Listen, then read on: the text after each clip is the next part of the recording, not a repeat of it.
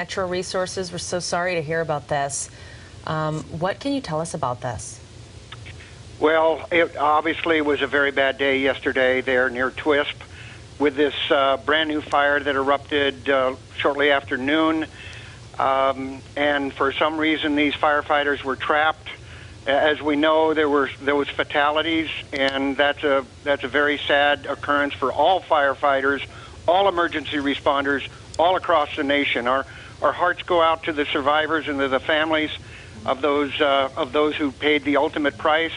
There were obviously DNR folks there as well, and my understanding is that one went to a hospital, was checked out, and then was released, and another was in the hospital overnight. I think both suffered some burns. Now, this is incredibly dangerous work. This is unprecedented in many regards in terms of what we're seeing in terms of acreage burned and the danger to structures in the region.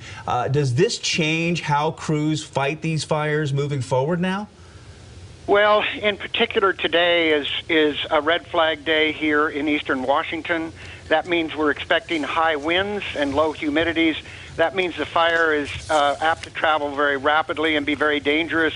It makes it very hard to fight, and frankly, the only effective way to fight it is by aerial resources with borate bombers and helicopters, and then working on the flanks of the fire in a very careful manner because of the danger that's present there. This is just underscoring for all firefighters, for all people in the state, how dangerous the fire situation is and how much respect and thanks those firefighters are due. One thing that we have seen this morning out in TWISP is that homeowners are out and they're using sprinklers. They're trying to water down the best they can in their area. I know that resources are limited across the state fighting so many fires. What would you say to people in harm's way, folks that want to do whatever they can to try to put some of these fires out or at least diminish some of the damage to their property?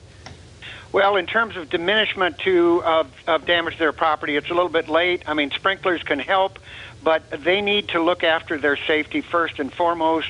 And if there's any risk at all, if it's a level 2 or a level 3, I would encourage everyone to get out of harm's way and to go to some safe area so that there's no personal safety conditions that are compromised in any way. I know firefighters are trained to do that, and we really hope that homeowners respect those evacuation notices. All right, Peter Goldmark on the phone for us from the Department of Natural Resources. Thank you for what you're doing and for what your crews are doing out on these fire lines as well. It really is dangerous work. We appreciate it. We're doing our best. Thank you.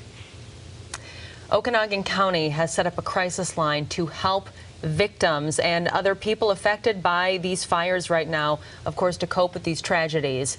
The Disaster Distress Helpline is available 24 hours a day. That number is 1-800-895, 5990. Or you can send a text. That number is there on your screen, 66746. One of the big problems that we're seeing, MJ, with these fires